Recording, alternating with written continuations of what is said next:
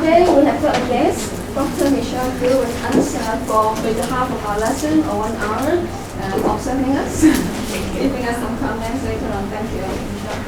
Okay, so today we're going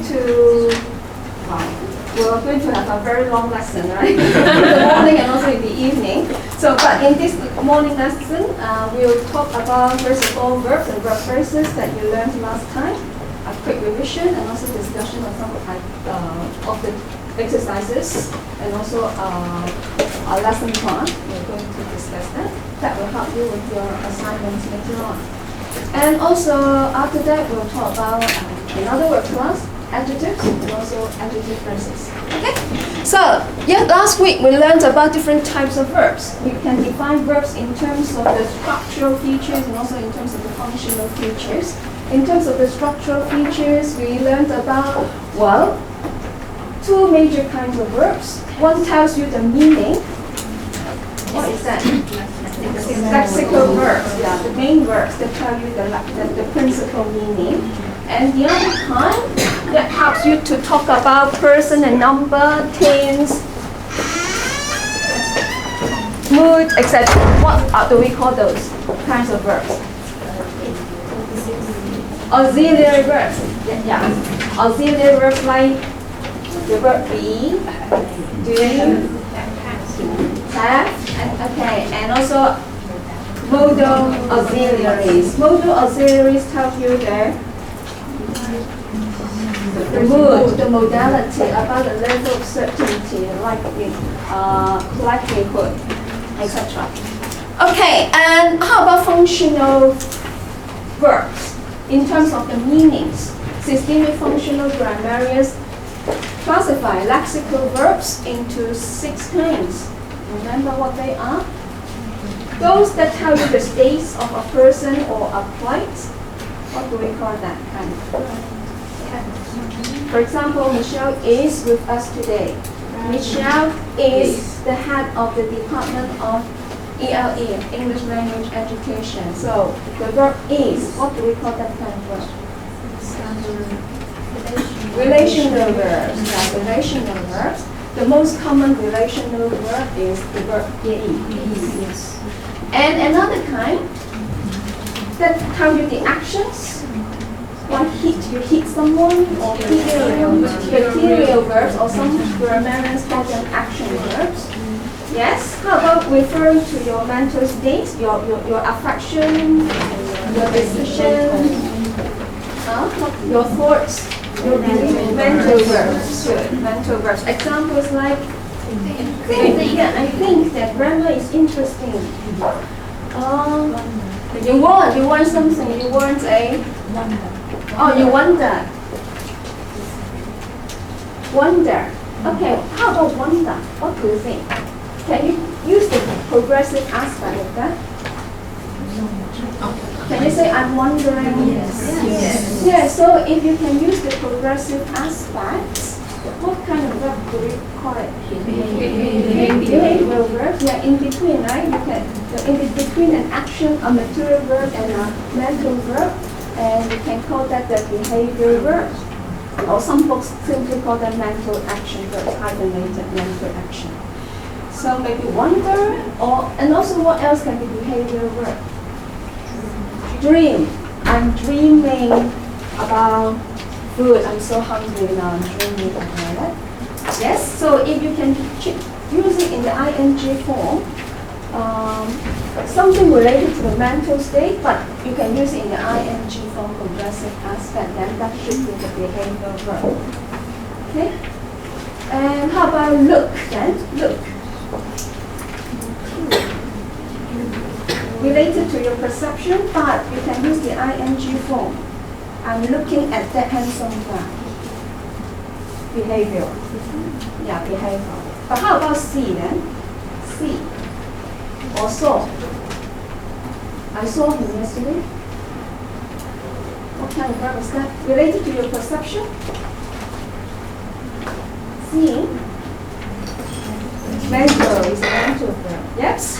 So we have looked at the material verb, mental verb, behavioral verb, relational verb. 2 more. Verbal, when you say something, it's a verbal process. And also the last one, about the existence of something. Yeah, the existential verb. Usually it starts with the sentence starts with there, right? There is, or there was a thief. Last night, there was a thief in this housing estate. Okay, so this is called the existential verb. So according to the systemic functional grammarians, well, they classify verbs into 6 kinds according to the meanings. Okay, and then let's get back to the verb forms. Okay, about the lexical verbs, we can divide them into the tense verb forms and non-tense verb forms. There are 3 for each kind. Tense verb forms, that tells you the tense, they are the past tense and present tense. But the present tense can be divided into 2 kinds. Third person, singular person, and also the general person, like the speak Cantonese, we speak Chinese, speak general person. Okay, and then the non-tense verb forms, 3 kinds as well. Infinitive, present perfect, no, not present perfect, present past close. That means the ing form, and also the past participle close. Okay, like the verb broken. All right, auxiliary verbs. Well, we've just looked at them, like the verb be, and also has, do, modal auxiliaries. Well, there are 3 verbs which can be main verbs and auxiliaries as well. Be, and also have and do. Well done. And so we have got a special name for them. Primary verbs. So can you give me one example showing that it is used as a main verb? She is pleasant. Okay, she is a pleasant verb. Auxiliary verb, be. She is doing her homework. Good. Is doing is an auxiliary verb then. How about have? Main verb. I have a book. I have a good book. Auxiliary. I have eaten. Yeah, you have eaten your breakfast. Have eaten. Okay, have is an auxiliary verb then. Then do. Main verb. You do your homework every day. I'm doing my work. Doing. I do my work. Okay. Auxiliary. I am doing my homework. My homework is that an auxiliary verb? Do. I am doing my homework. That one is a main verb. Do. Do you like? Do you like reading? Good. Do you like? Like is the main verb. Do is the auxiliary verb. Okay. So remember to differentiate them. In the LCAT, this kind of question appears quite often. Also in your company exam, I may also ask you this kind of question in your error explanation. Okay, the verb phrase structure. What is the structure look like then? What is the head? The verb. The main verb is the head. Then the other dependents are the auxiliary verbs. Okay, there can be more than one auxiliary verb. It can be up to 4. Will have been done. Will have been done. So 4 auxiliaries plus the main verb. And then grammatical categories associated with verbs. Well, we talk about person. What are the 3 kinds of person? First, I and we. Second, you. Third person, he, she, it, they. Right? Number. Singular and plural form. Okay, and tense. We said there are 2 tenses in English. Past tense and present tense. Aspects. 2 aspects. Present aspect and also perfect aspect. So in your exercise, there is you can find the meanings of the progressive aspect. When do we use the progressive aspect then? It can be about, or what are you doing now? Doing, that means something is in progress. But how about while Jackie is being pretty today, let's say. Jackie is being pretty. Instead of saying Jackie is pretty. Temporary, yeah, today, Jackie is being pretty. So it can have this kind of meaning, okay? Or she is always eating snacks. Yes. A habit, yes. Maybe some you don't like that, and she's always eating snacks. That's not good for her health. Okay. Perfect aspect to refer to something that has been done, completed. Okay. Mood modality. Usually this is realized by modal verbs like shall, will, can, could, yes. But modality actually can also be expressed by other word clauses. As we know, last time we looked at that. For example, if you say it may rain, may, modal verb, but you can also say it's possible that it will rain, possible, like using an adjective to express modality, right? Or nouns possibility. You can change that. Voice. Two voices, active voice and passive voice. But last time we didn't look at that. Well, we'll wait until we talk about information structure in a later class. We'll look at which one, when you use the active and when you choose the passive. Okay, later on. Right, about your exercises. I've shown you the answers already. Do you have questions?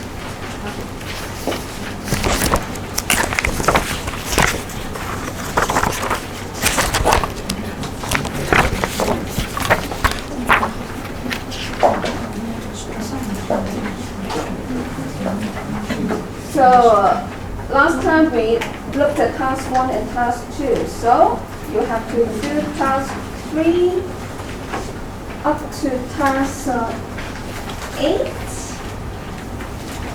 Do you have any questions on this?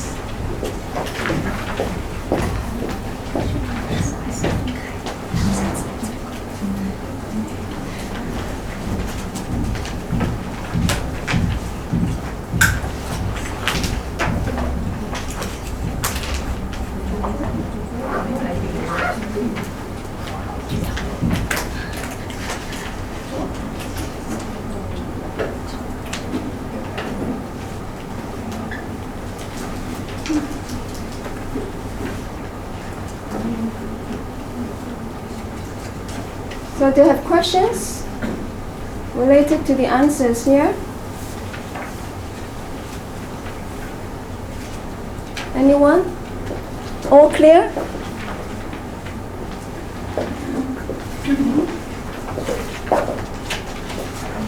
Are you all signed?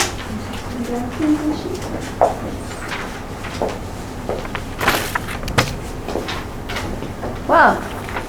Last time we talked about Ba Su Sin. Have you noticed that? Well, we have got something for her. Yeah?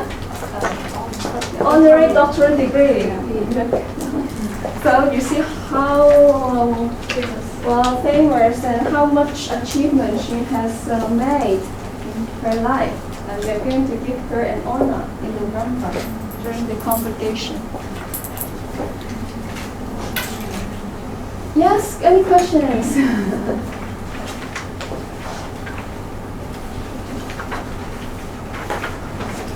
Straightforward? You don't have any? Sure?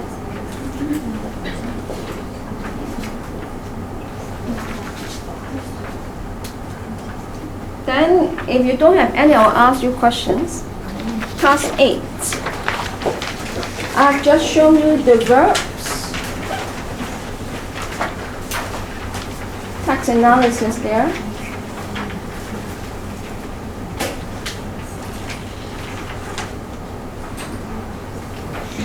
Okay, task 8 here.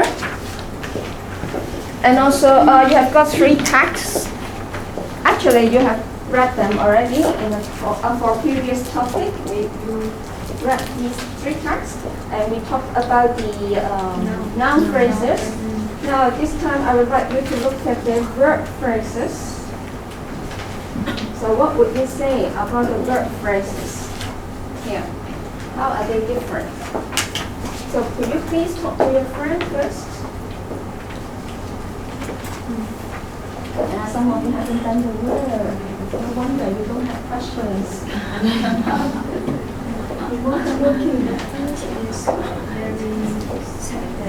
So remember those 3 tasks. The first task is what is it? A diary about growing plants in a week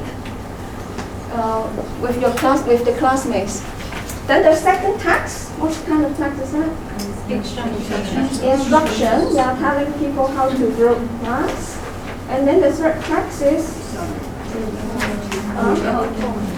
a report, something like some academic writing, informational. Okay, yes. So we said that they have, because of the different uses, communicative purposes, they have got different noun phrase structures here. Now this time we'll look at the verb phrase. So please discuss with your friend how they are different from one another.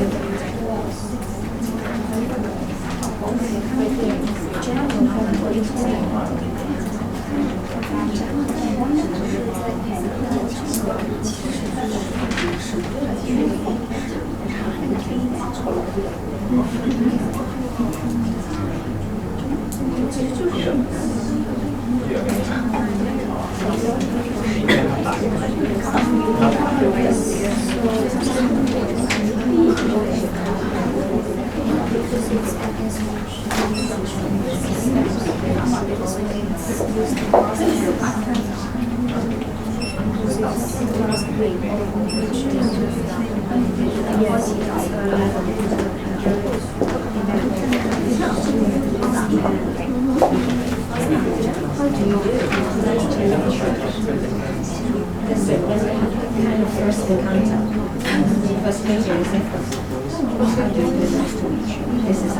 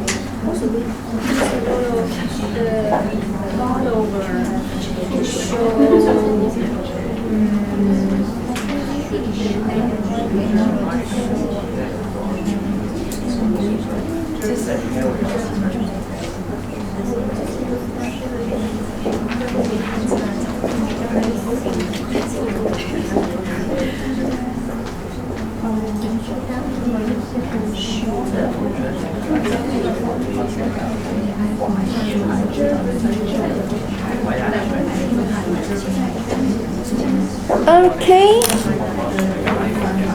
Now, shall we discuss together?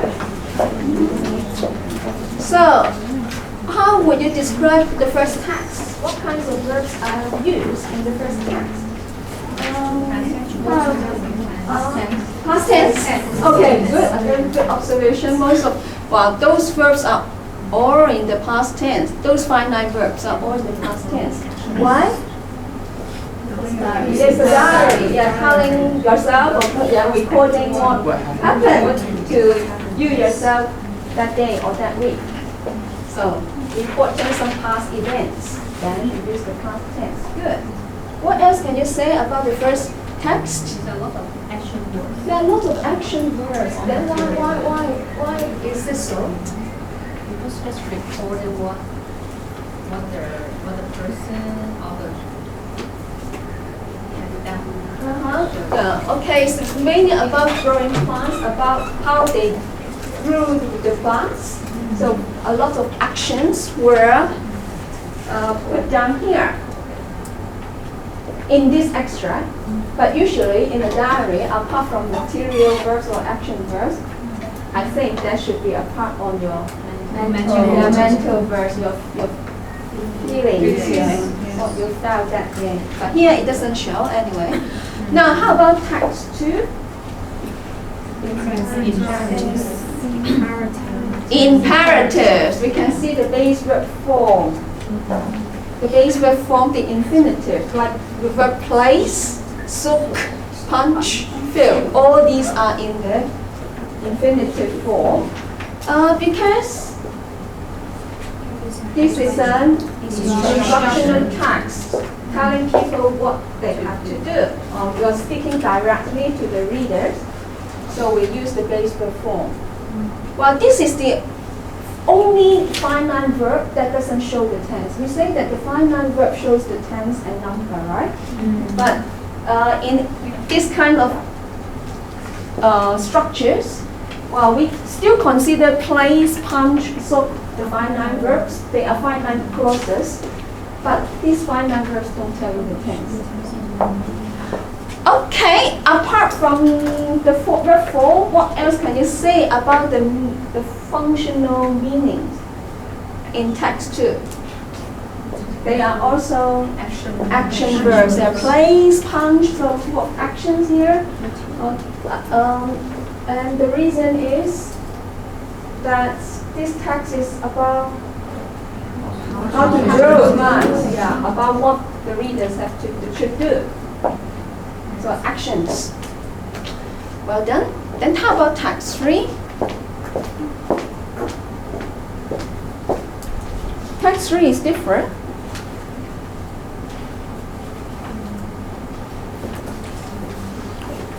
In this academic writing, more formal style, then what can we find? Modal verbs, good. In line 2, the value could be increased, could. And also where? Should make. Yeah, in line 4, new techniques from molecular biology should make manipulation easier. What kinds of meaning are they? Remember, we have got epistemic interpretation that is related to possibilities, your knowledge. Deontic, your obligation, you should do it now.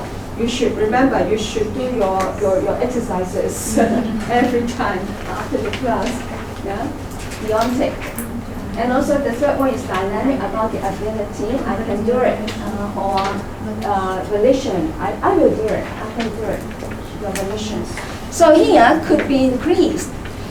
That value could be increased. What's that? It's possible that, yeah?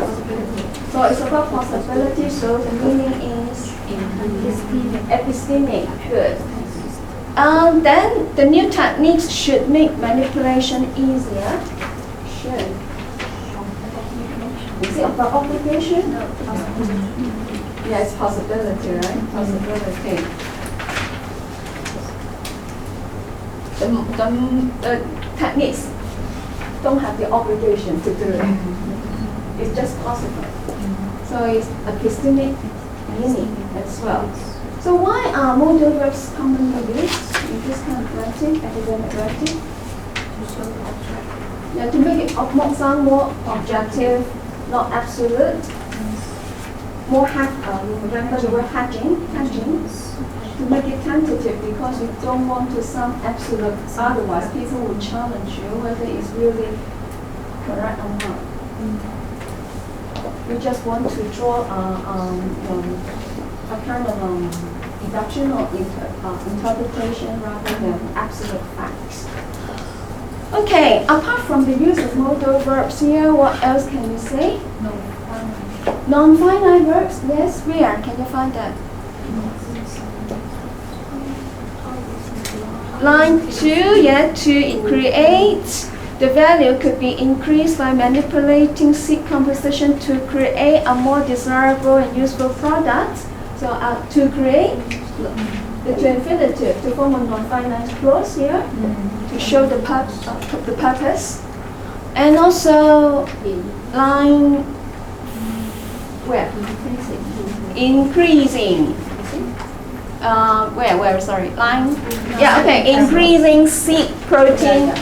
Blah blah blah. Yeah. Seed protein concentration as the subject, a non-finite clause as the subject. Good. The present participle. What else? Line or which word? Non-finite, non-tense word form. Harvested. Yeah, line 1. Harvested. The value is harvested from grain crops. Harvested from grain crops. What verb form is that? Past participle, passive voice.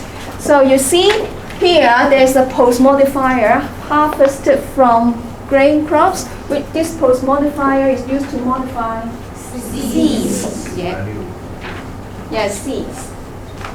And another one, line 4, can you find one? Non-finite verb. Using, yeah, another present participle, right? While using what? So plant breeders have changed seed composition in many crops using traditional breeding methods. So instead of saying plant seeders have changed seed composition in many crops, full stop, and they use traditional breeding methods. Instead of using two simple sentences, you can combine them together using a non-finite clause. So, you see, what's the feature here then? Compared to the first two texts, can you find so many non-finite clauses in the first two texts?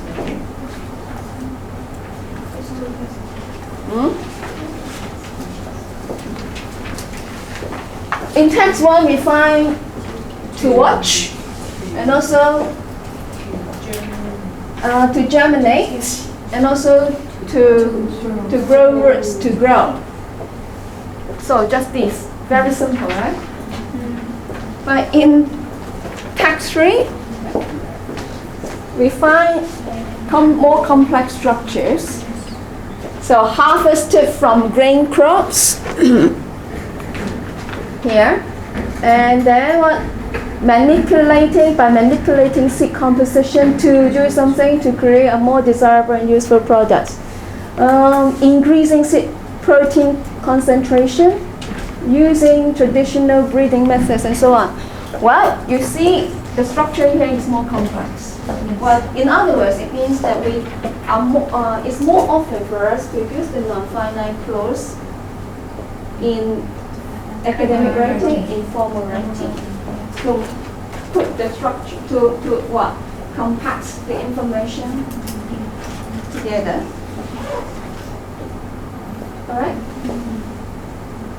So you have noticed a lot of good, a lot of features. Well done. So like the use of modal verbs, non-finite verbs. What else about this text? The use of, what else can you say about verbs? How about the meanings? How about the tense? What can you say? How about the, well, we have talked about modal verbs. And what else? How about, remember the first slide that I showed you? Voice, yeah. How about the voice as well? So what can you say?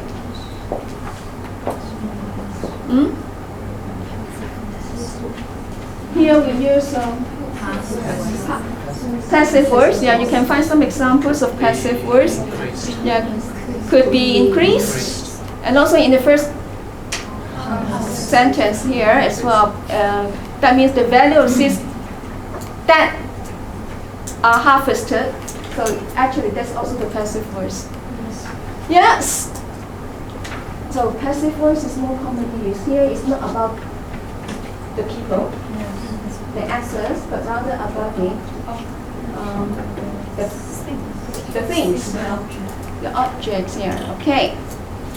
Then how about the tense? Present tense, mainly the present tense. Is that right? Yes. Yeah. Contain, present tense. Have changed. What else? Comes. Yeah, comes. Yes, present tense. Because here you are talking about the situation that is current, yeah, still valid. So about the present time, then we use the present tense. Unlike the first text, the diary, past tense. The second text, infinitive for instructions. This text, present tense. About the verb, the meanings then, I think it's a combination. In the first text, in the first two texts, mainly material verbs about actions. But here, it's a combination of actions, like cause and effect, results in, hamper the production, increase, so about those kinds of changes, cause and effects, and some material verbs. But there are also some other kinds of verbs. How about contain? Relational verb, yeah. Comes from the source, or the value comes from the or. Wow. You may also argue this is a relational verb because it's about is. It is from the or. So in this kind of academic writing, why do we have the relational verbs? Because here we are talking about the state. Yeah, maybe you are describing something, defining something, talking about the origin. Then, in that case, about the background, then you use the relational verbs more often. Okay. So, any questions?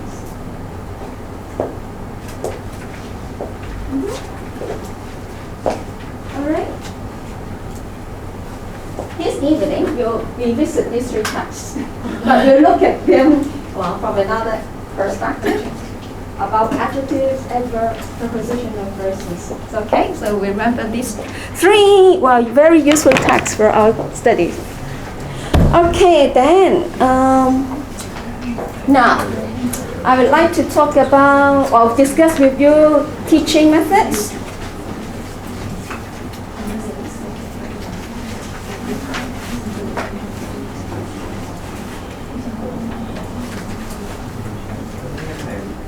Okay, remember last time we talked about some ideas.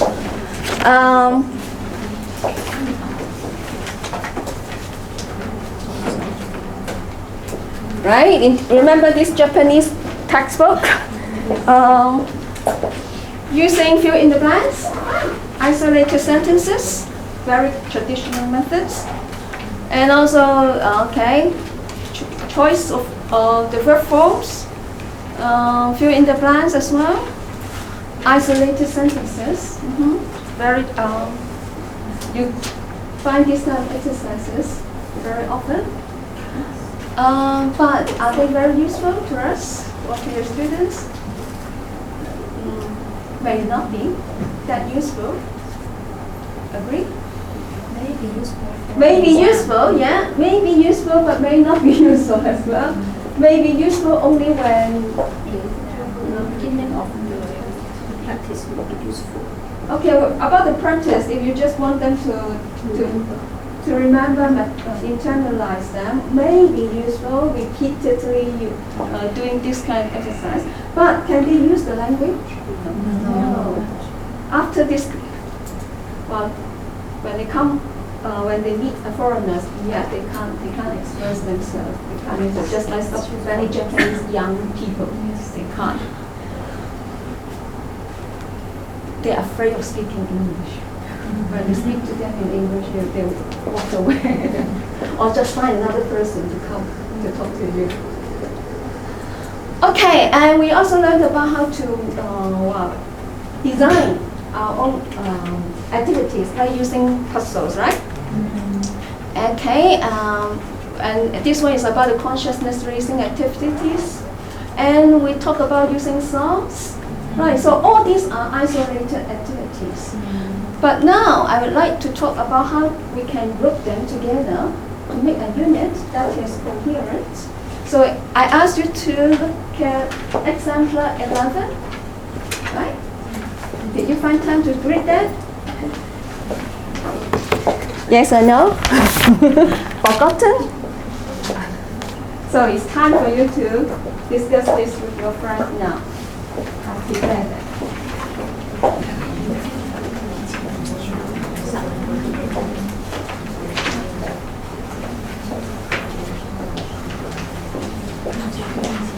When Tim was small, teaching the past tense. It's